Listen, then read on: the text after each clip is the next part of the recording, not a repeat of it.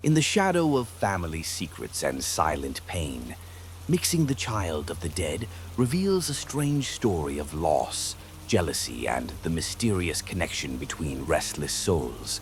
As the past holds unfulfilled promises, souls return in search of justice and peace, and terrifying secrets are revealed. Can the truth heal deep wounds, or will the ghosts of the past continue to haunt the living? Join Ms. Shun and her two children on a chilling journey where demons and humans blend together to discover a story both sad and magical, where the line between life and death gradually becomes blurred. Different from the bustling atmosphere of the village, Lai's house is isolated behind dense bamboo rows at the end of the village. The three-room tiled roof house looks imposing, but because it is located on a lonely plot of land, it always exudes a strangely quiet atmosphere. Li is a man of authority in the village with a calm disposition, respected by many people. He lives with his wife, Xuan, a shrewd, decisive woman, and two sons. The older one is 6 years old and named Fu. The younger one is just learning to walk and named Kui. The only servant in the house is Tam, originally from the district. She is a hard-working, quiet person. Since Fu was born, Tam has been brought back by Lai to help with the housework. Thanks to her, Xuan has less trouble, and Lai feels more secure when he goes away to take care of business. I thought that family would live peacefully through each year, but unexpectedly the hauntings from the past would one day arise, disturbing the daily life of Mr. Lai's family. These past few days, Ms. Tam has been like a person who has lost her soul. Her skin is pale, her eyes are dark, her hands and feet are restless, and everything she touches breaks. Everyone can see that she is still very scared, because the other day she had just met a ghost. That night, while she was sleeping, she felt like going to the bathroom. Ms. Tam tiptoed to sit up, walked to the back of the kitchen, where there were some dense banana bushes and a bucket of urine to fertilize the plants. For a long time, she had been sleeping on a bamboo mat placed in the corner of the kitchen, so going there was the most convenient. The weak moonlight was not enough to light the way. She stumbled to the banana tree and reached to open her pants. Suddenly, a cold wind blew from somewhere on the back of her head. Reflexively, she pulled her neck back and put her hand on the back of her neck. How could there be such a cold wind in the middle of a summer night? She muttered to herself and continued to fumble. But after only a few seconds, that cold air blew strongly from her spine to the top of her head. The urge made her turn around. A terrifying sight immediately struck her eyes. A woman with a face as pale as candle wax was standing there, flickering like a firefly in the dark night. Her eyes were pitch black, her pupils and whites unseen. Her hair was sticky and limp. Her lower body was uncovered, sticky with a mixture of red and black fluids. Between her legs was a pulsating umbilical cord, clumps of thick blood still seeping out, dripping onto the ground. The woman stood still, staring at the window of the inner room, where Mr. Lai's family was sleeping. That naked and creepy scene was like a hammer hitting her head, making her dizzy and fall to the ground unconscious. After hearing the story, Mr. Lai, who did not believe in ghosts, immediately assumed that Ms. Tam was sleepwalking, crawling out to the banana tree in the middle of the night to sleep and daydreaming. Miss Xuan just muttered, "What a crazy girl," then scolded, "Don't talk about bad luck in the house." Then she turned around and went inside. No one believed Ms. Tam, but strange phenomena continued to occur in that house. And this time, Ms. Tam was no longer the only one who had to go through that. One day, Kui was hungry, not knowing that the bowl of porridge he had just scooped was still hot. He picked it up and poured it on himself, causing burns.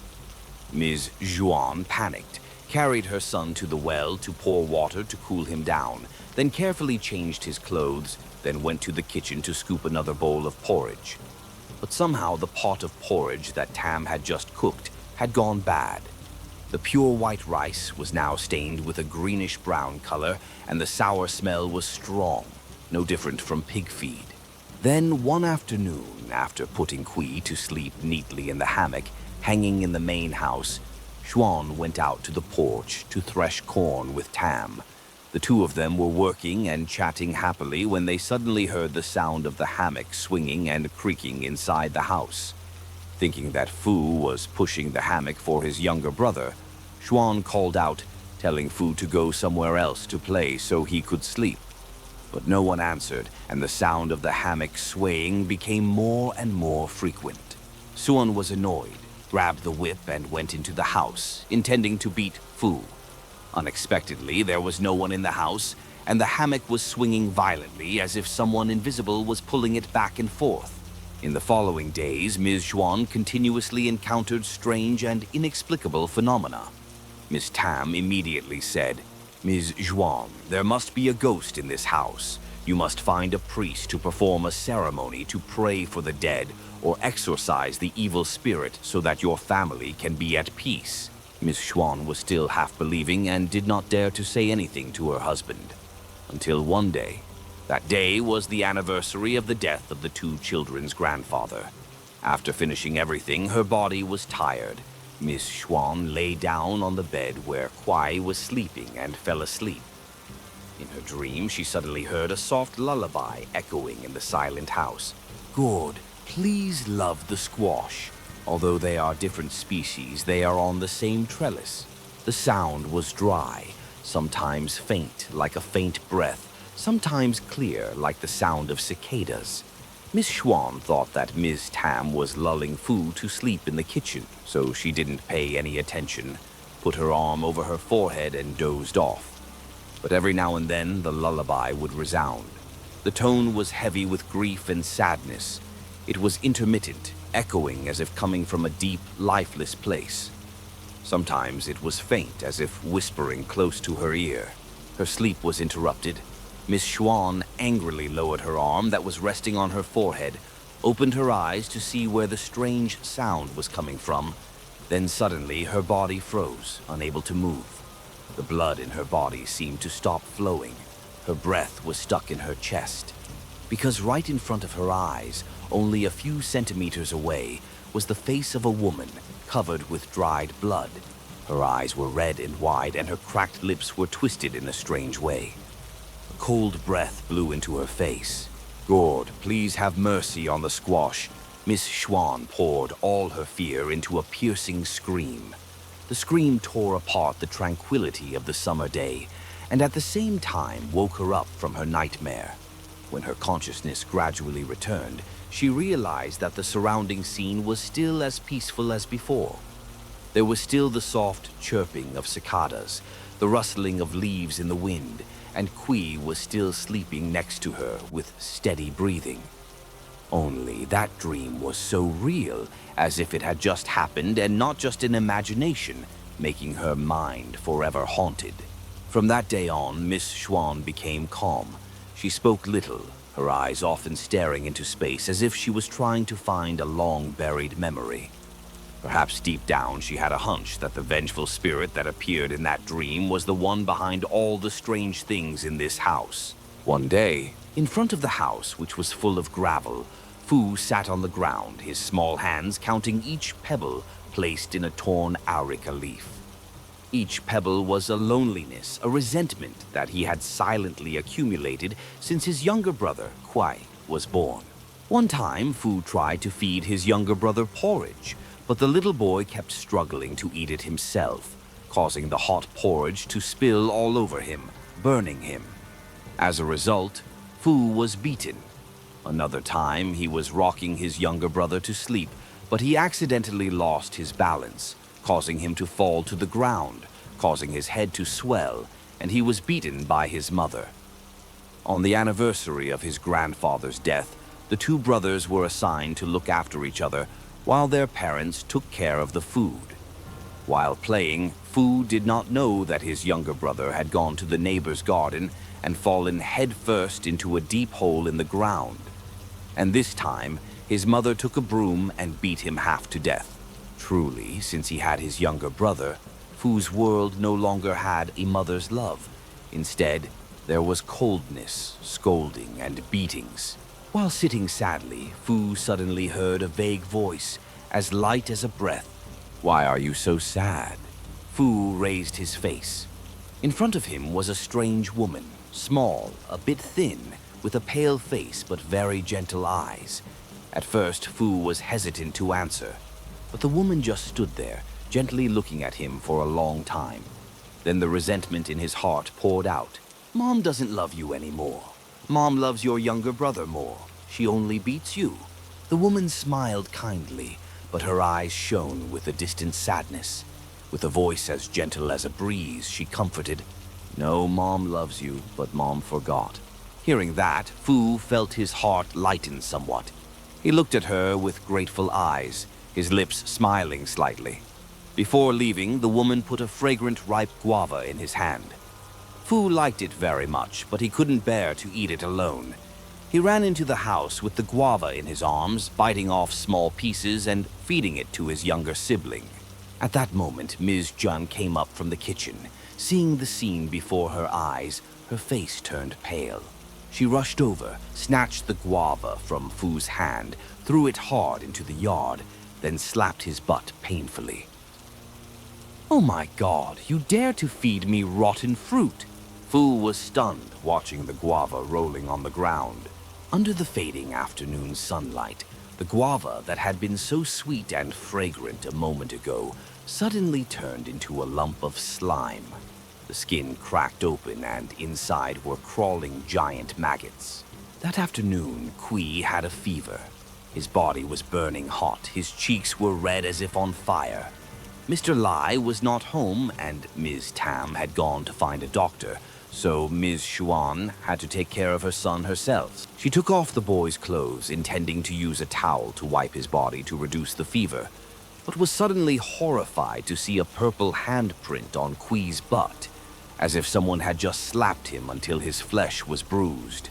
She wiped it over and over again, but the handprint not only did not fade, but appeared more and more clearly, as if there was really an invisible hand gripping the boy's flesh and grinding it, making him scream in pain and panic. The more she tried to comfort him, the louder Kui cried. Miss Xuan was so impatient that she quickly took out some incense sticks from the top of the cupboard, lit them, and let the smoke billow out to burn for her son. Seeing his mother struggling to take care of his younger brother, Fu felt very guilty. He was afraid that because he had fed his younger brother a rotten guava, his younger brother would have a stomachache and fever. So he went to find a bottle of balm, stood at the door of the room, and called softly, "Mom, rub some oil to relieve my pain." Mrs. Xuan heard the sound and looked up, and once again the disgusting scene made her heart burst in her chest. Right behind Fu, faintly visible in the incense smoke and the flickering light of the evening, was the figure of that woman. The same face was still covered with dried blood. Her bloodshot eyes were wide open and staring like thousands of needles piercing straight into her mind. The most horrifying thing was her mouth. Her lips were cracked, bleeding, and stretched into a distorted smile, gently revealing black, sharp, jagged teeth like a wolf's, ready to tear anything apart. Miss Xuan seemed to have gone crazy. She hugged Kui tightly in her arms, pressed herself tightly against the corner of the house, and screamed, throwing all her fear and anger at that terrifying ghost. "Go away! Don't harm me and my mother! Go away!" Fu stood frozen. His immature heart felt like it had been pierced by hundreds of knives. Faced with his own mother's rejection and abandonment, the fragile hope of love suddenly went out like an oil lamp in a storm. He didn't cry, just stood there like a shadow, imagining the image of his mother screaming and cursing him madly. It was only when Mr. Lai suddenly rushed over and scolded Miss Xuan that Fu woke up and quietly left. That night, Lai pulled Fu into the small room behind to sleep, the room that was originally empty, only for guests, to give some private space to Xuan and Kui after a stressful day. Looking at his tiny, dark-skinned son sleeping with his face against the wall, Lai felt extremely heartbroken.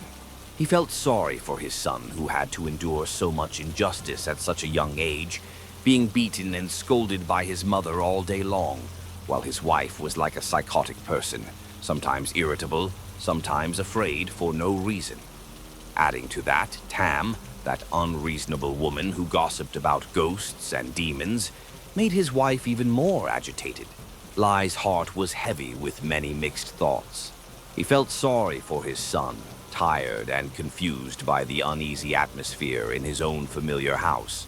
At night, the sweltering heat radiating from the ground made him toss and turn, unable to sleep. Suddenly, he felt a gentle breeze blowing on him from somewhere, in scattered gusts. At first, it was a cool breeze, caressing his skin very comfortably, but gradually it became cold, strangely creepy in the middle of a hot night.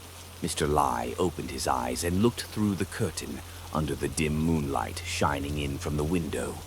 He saw Ms. Xuan standing at the foot of the bed, holding a bamboo fan, gently fanning the father and son.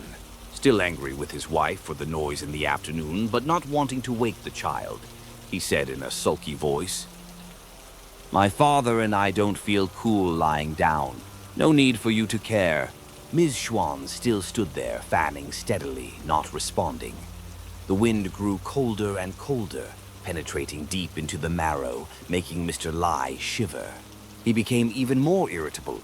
"I told you not to. Go back to your room and sleep." At this moment, a soft but cold and sorrowful voice rang out from the other person's shadow. "Yes, sir." Mr. Lai immediately jumped as if struck by lightning.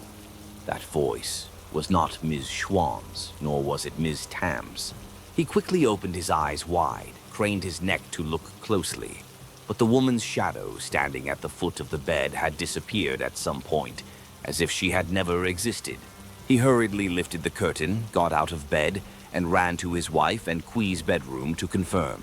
Strangely, Ms. Xuan was still sleeping soundly on the bed, breathing evenly as if she had never woken up. Thinking that he was too tired and had hallucinated, Mr. Lai quietly returned to the bedroom next to his son, trying to coax him back to sleep, trying to forget those unreal images. But just after lying down for a few minutes, a clear plop sound came from the yard, just like someone was lowering a bamboo bucket into the well to draw water. Lee thought to himself, Tam must be out there pouring water to cool off, so he didn't pay any attention. But that plop sound kept ringing out, deep and deep, followed by the sound of water pouring into a torn-cornered basin, never stopping. Lee began to feel confused. Could it be that Tam was scooping water into the pond, or something that she couldn't finish? He was already tossing and turning because of the heat. Now the strange noise made it even harder for him to sleep. Annoyed, he put on his slippers and slowly went out to check. But as soon as he opened the door to the room and looked out into the yard, his heart felt like it was falling out of his chest. Under the dim moonlight, a thin, haggard woman was standing silently by the well, looking straight at him.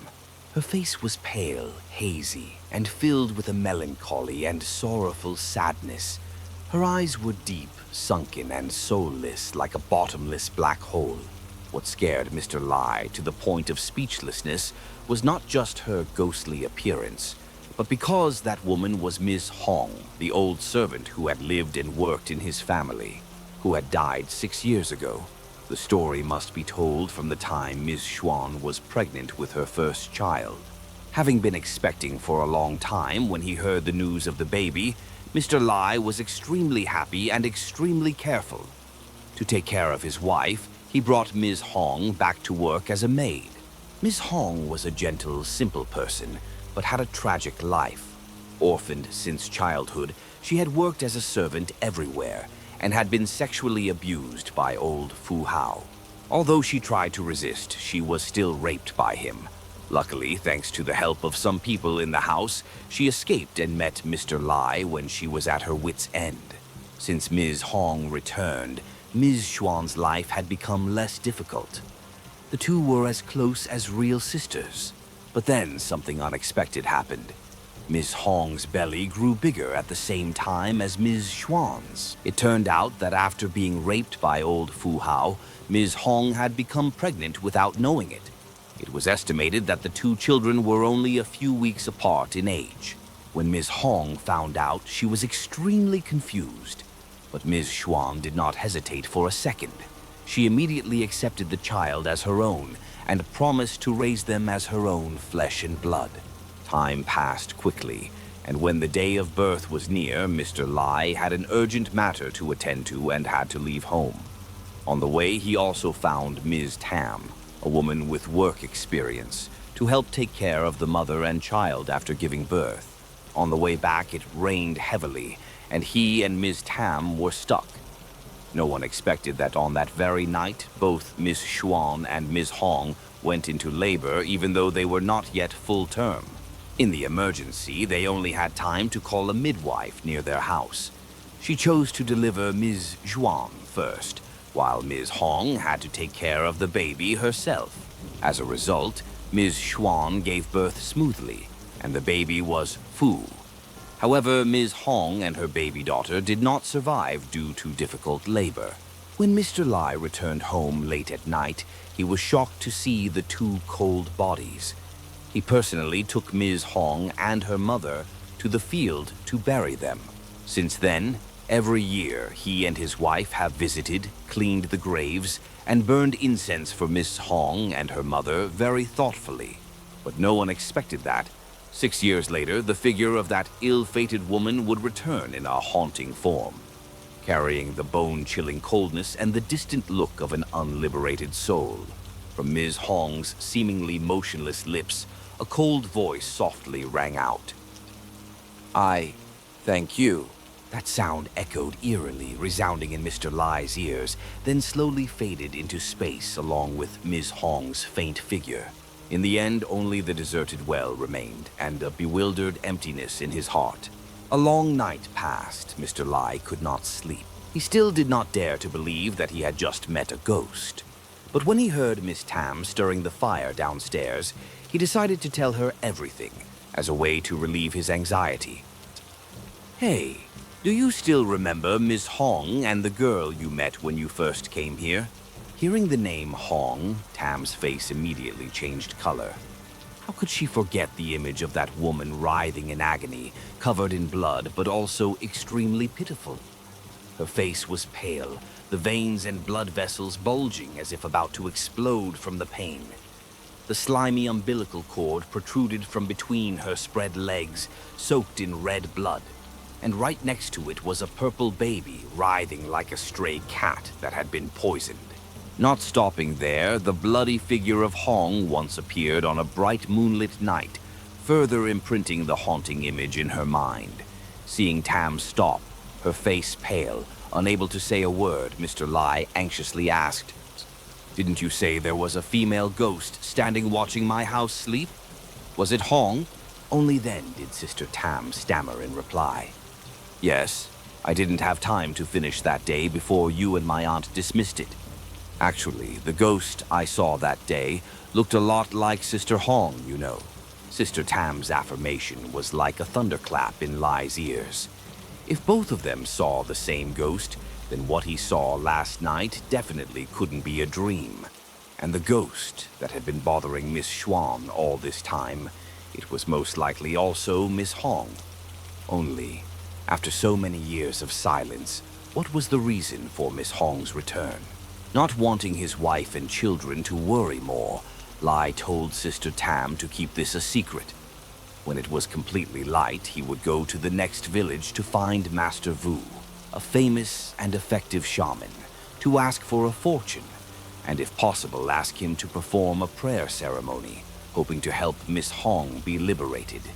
Only that way could the family hope to return to peace. That same morning, after making sure that Kui's fever had gone down, his skin had cooled down, and there were no signs of that evil hand, Ms. Xuan felt secure enough to leave him at home with Ms. Tam, then went to the district market. But at the intersection near the market, she suddenly turned left, finding a small temple hidden in a remote town. The temple was located behind a dense bamboo grove with a red brick gate, above which hung a flamboyantly gilded wooden sign engraved with ancient Chinese characters. Inside, incense smoke billowed from several large incense burners on the altar. The walls were covered with charms, red paper, wind chimes, and pictures of gods with fierce eyes. The shaman appeared in a solemn robe. His voice was deep and difficult to understand, his eyes constantly glancing up and down Ms. Xuan's body. He made many predictions. Her house was haunted by a spirit. She was being harassed. She was about to encounter a great disaster and needed to perform a ritual to dispel it immediately. Seeing that what the teacher said was quite similar to the recent situation of her family, Ms. Xuan worriedly asked, "So do you know who that ghost is? Is it Miss Hong?" The teacher squinted his eyes, muttered a few spells, then suddenly said, "Trak Nin, that girl came back to steal your little son." That sentence hit the fear that was simmering in Ms. Xuan's heart. Even though the teacher was actually just a superstitious swindler, those words made her think that Miss Hong might be jealous and came back to steal her son. The teacher also told her to perform a ritual to dispel the bad luck, which would cost a lot of money. But because she was worried about losing her child, Ms. Xuan, a rational person, did not hesitate to give the money to do the ritual right away. Only about 2 hours later, the ceremony was finished. The teacher gave her the amulet and some serious instructions. Carrying her worries, Ms. Xuan walked out of the temple with a mixed feeling: fear, confusion, and even a little doubt. She just wanted to return quickly, not wanting to be away from her son for even a second. When she got home, she saw Mr. Lai sitting on the familiar wooden bench, but his expression was no longer as leisurely as usual, but instead was pensive. His eyebrows were furrowed, his eyes were uncertain. She worriedly asked, "Honey, what's wrong?" Mr. Lai looked up at his wife, his eyes unusually serious, then asked directly, "Are you hiding something from me?" Miss Xuan was startled for a moment, thinking that her husband had sensed something. She tried to stay calm, her voice even. What's so strange about that? I didn't hide anything." Mr. Lai sighed, leaned against the house pillar, and slowly recounted what happened last night. The thin, haggard figure of a woman by the well. It was Ms. Hong. The cold voice uttered the 2 words, "Thank you," as if it came from the underworld, not just once, but twice. Tam had also seen that bloody figure behind the kitchen. Mr. Lai looked straight into his wife's eyes, his voice full of suspicion and reproach. "You saw Miss Hong come back, right? Why did you hide it from me?" Mr. Lai asked sternly. Ms. Xuan was startled, her heart pounding like a drum. She knew clearly that the strange dreams, the creepy face appearing in the dark, the creepy lullaby, and the ghostly phenomena over the past time all originated from Ms. Hong. But she did not want to say it. She was afraid of facing the truth, afraid of rekindling the haunting that had never subsided. Seeing his wife silent, her face pale, as if there was no blood left, Mr. Lai continued, "This morning I went to the next village to find Mr. Vu to help me. He said Ms. Hong's ghost did not intend to harm anyone. If she threatened anyone, it was because that person still owed her. Once that debt was paid, her soul would be liberated, no longer attached to the mortal world." Mr. Lai's eyes became more serious as he asked, "But in this house, is there anyone who is as scared as you, between you and Ms. Hong? Is there anything that I don't know?" Mr. Vu's words were like a needle piercing deep into the fear in Xuan's heart. In her mind at that moment, there was only one thought. Miss Hong came back to take Kui's life. Unable to hold back any longer, she burst into tears. Her hands and feet were flustered like a person who had lost her soul. While crying, she tightly held her husband's hand and shouted, "Take me to see Mr. Vu. We have to perform an exorcism right away. We have to send that ghost away." Mr. Lai was startled by his wife's panicked attitude, trying to calm her down, but Ms. Xuan seemed not to hear anything. She kept crying and screaming, demanding that this matter be resolved immediately. While the couple was still arguing, Tam ran into the house in a panic, her face pale as a leaf, panting, stuttering, pointing towards the inner room. That Fu and that Kui are nowhere to be seen. Hearing it like a thunderclap, Lai and Xuan were shocked. Just a moment ago, the two children were playing in the room. How could they disappear in the blink of an eye? No longer thinking about ghosts, both husband and wife rushed out of the house to find their child. At this time, Fu was dragging Kui to the ditch next to the deserted field. Each heavy step seemed to be filled with anger. He hated his younger brother, the one who had stolen his mother's love, the hugs, the lullabies, and the attention that should have belonged to him. When he was only a few steps away from the ditch, Kui was dragged and fell face down to the ground. Painful and tired, he burst into tears, habitually raising his arms to ask his brother to hold him. Looking at his younger brother with red, swollen eyes, dirty cheeks, and pursed lips in fear, a feeling of guilt gradually crept into Fu's heart. But then the thought that had been brewing for many days made him not falter. He grabbed his brother's collar again, dragged him to the edge of the water, then resolutely pushed him away. Kwai fell into the ditch, crying loudly, and Fu turned his face away. But only a few minutes later, the crying stopped. Worrying, Fu turned back. Kui was still sitting in the middle of the shallow ditch, the water only reaching his chest. His eyes were swollen, choking as he looked at his brother, about to burst into tears again. Unable to bear that feeling, Fu rushed forward, pulled him out of the ditch, and hugged him tightly, whispering comforting words. No matter what, he could not harm him. Protecting him, perhaps, had become his instinct. The two brothers wandered around the sunny fields again, not knowing where to go. Fu was afraid that his mother would scold him when he got home because his clothes were wet. Suddenly, under the dense bamboo canopy, a woman's figure appeared. The same woman he had seen in front of the house on the full moon day. She still had a thin figure and a pale face, but her eyes were strangely kind and familiar. From afar, the woman raised her hand and waved. As if hypnotized, Fu hugged his brother and ran after him without any fear or hesitation. The woman led the two children to a small, simple mound of earth, located in the middle of a vast and desolate field. On the mound in the middle of the field, a few star fruit and sweet guavas gave off a faint fragrance next to 3 burnt incense sticks. Fu saw those sweet fruits and did not hesitate, picked one, took a small bite, and fed it to his younger brother. The two brothers huddled together, smacking their lips and chewing, temporarily overcoming their hunger in innocence and silence.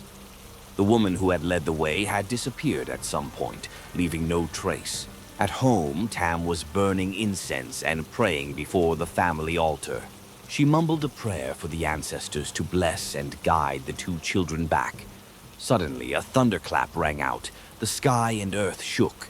Tam jerked, closed her eyes tightly. A feeling of unease seemed to explode in her chest. Then suddenly, a vague voice echoed like a breeze passing by her ears, making the hair on the back of her neck stand up. Goosebumps appeared. A cold air ran down her spine. She opened her eyes. On the cold floor, reflecting the dim light from outside, next to her own trembling shadow, Tam saw a dark figure appear. It was the figure of a woman with an umbilical cord dangling between her legs, her left arm raised, pointing straight towards the gate.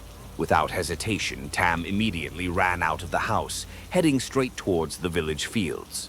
Meanwhile, in the fields, Xuan was screaming her son's name in the wind and rain.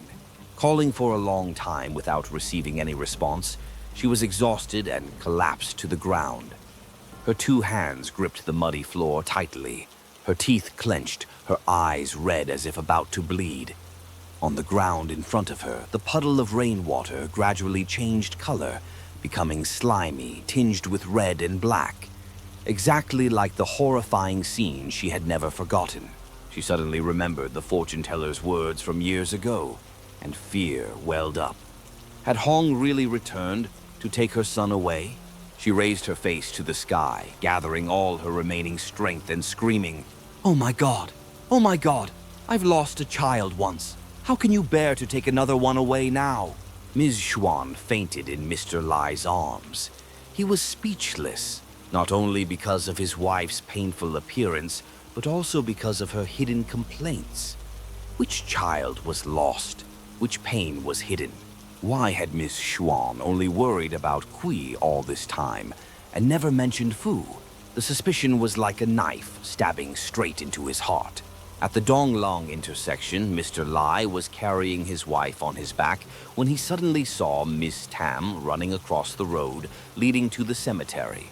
Wasn't that the direction to the mound he had been to that morning, where Miss Hong and her son were buried? He hurriedly carried Xuan and ran after her, hoping faintly that his two sons were there. And just as she had sensed, Fu and Kui were huddled together in front of the simple grave. In their hands were still the half-eaten guavas and star fruits, the very things he had placed on the grave that morning. They were sitting quietly together, their eyes staring blankly in the cold wind. 3 days later, the two children had returned home safely, but Xuan was still unconscious. In her lingering dreams, she kept returning to that fateful stormy day. Xuan struggled on the cold ground, her legs spread wide to give birth. The rolling contractions seemed to tear her body apart. The pressure in her abdomen made every piece of flesh in her lower body feel like it was being torn apart.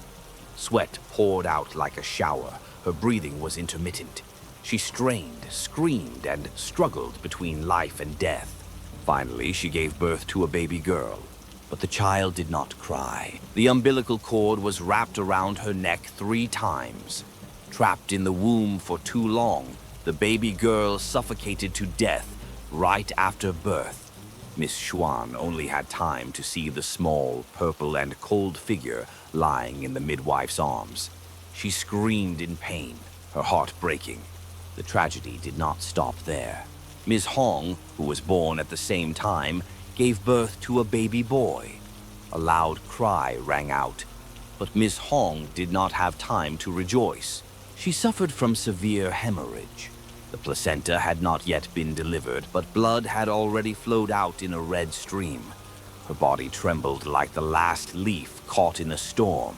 Her eyes were wide open. Her mouth could not say a word, only gasping for breath. Then she gradually passed out. Blood stained the floor. She died without knowing that her child had been born. Who was that child? A baby boy with his umbilical cord still attached, lying in a pool of his mother's blood, crying his first cry in tragedy. All the questions in Mr. Lai's heart had been answered, but in return is an unforgettable obsession. Back to reality. In her delirium, Miss Xuan heard all kinds of chaotic sounds echoing in her head. Sometimes it was the crying of Fu when he was just born. Sometimes it was the groaning of Kui. Then the 2 words Mom kept ringing out clearer and more real. Ms. Xuan slowly opened her eyes. Her trembling lips parted to let out sobs, then burst into sobs as if she could no longer hide any pain. The 3 of them hugged each other, crying until they ran out of tears. When she calmed down, Miss Xuan asked the 2 children, "Where did you 2 go? How did you get home?" Fu bowed his head, his small shoulders shook, tears falling down his choked throat. She tried to squeeze out each word. "I'm sorry, because I hate Kui, so I wanted to leave him." That innocent confession filled with hurt made Ms. Xuan's heart break into pieces. She realized that she was not worthy of being a mother. It was she, because of unconscious bias, who pushed her child into the darkness of jealousy. She had loved and cared for Fu with all her heart, as if he were her own child. However, deep down she knew that Fu could never fill the void left by her lost daughter. She had kept that pain hidden for years, not daring to confide in anyone, not even her husband, until Kui was born. That familiar, haunting, and strange feeling came flooding back. Each soft handshake, each innocent look from Kui seemed to recall the image of the little girl she had held in her arms. There was something profound in Kui's eyes, as if an old soul had returned, tenderly and lovingly loving her with an inseparable affection. And that's why she forgot that beside her there was still another child, Fu, silently waiting for a mother's embrace. Ms. Xuan burst into tears, using her trembling hands to hug Fu's small face. Looking deeply into her child's red eyes, she choked. "Mom's sorry. Mom made you sad. Thank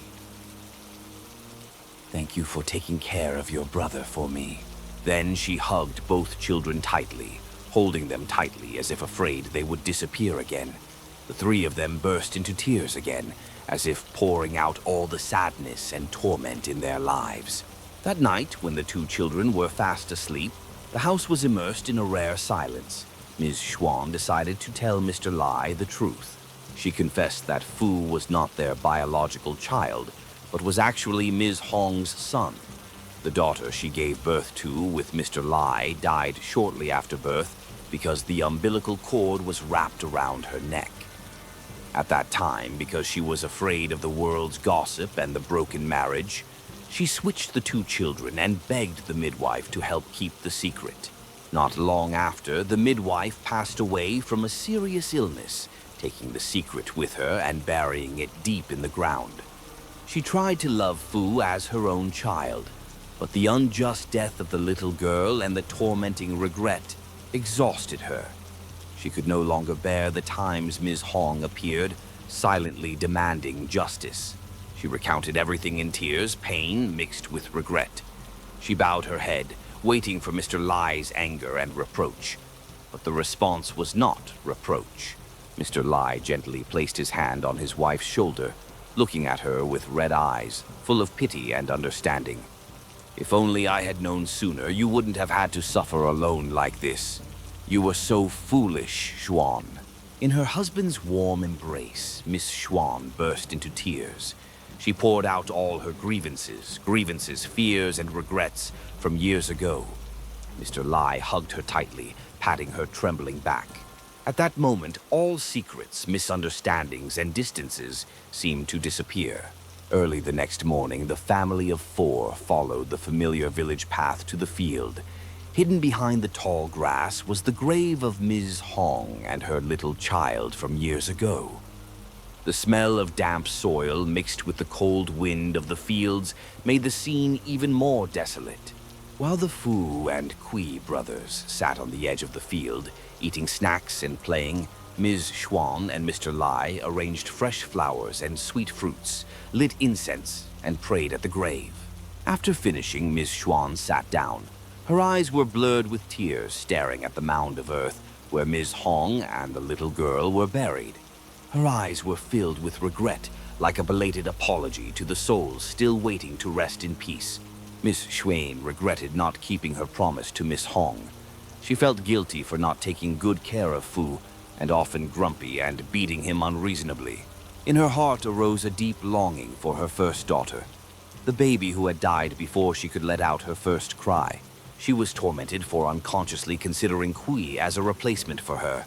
She was angry with herself for almost letting her own pain ruin the lives of two innocent children. While the regret was gnawing at her heart, suddenly Miss Xuan felt a cold hand gently placed on her hand. It was not the chilling cold like every other time, but a gentle and quiet coolness. She paused, slowly looked up. Right next to her, dimly in the gentle light of dawn, was Miss Hong. This time, Miss Hong's face was no longer frighteningly pale, no longer had dried bloodstains or bloodshot eyes like the previous times. Instead, there was a gentle look, a sad but strangely serene gaze. Gentle like in the past, Miss Hong raised her voice, echoing in the quiet space. "Thank you." Before her blurry figure gradually faded into the air, Ms. Hong gently raised her thin hand to point at Kui, who was laughing and talking happily by the edge of the field, her voice drifting like the wind. "Congratulations to you. He has come back to be your son." Miss Xuan seemed to burst into tears. Miss Hong's words were like a key that opened the door to truth.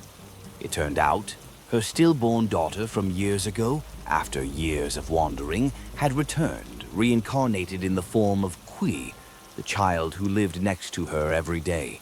Her tears fell again.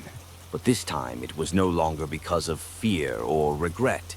It was because of an emotion that was hard to name, a blend of sadness and joy. Sad because of the fate of the little child, happy because finally it had found its way back to its mother, once again to be her child. On the simple grave, the incense stick was still burning, the smoke gently rising, blending into the clear space of the summer day.